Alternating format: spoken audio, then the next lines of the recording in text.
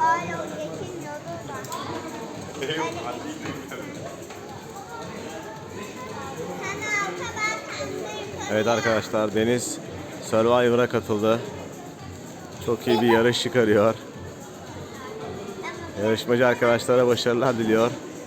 Deniz, söylemek ister misin bir şey?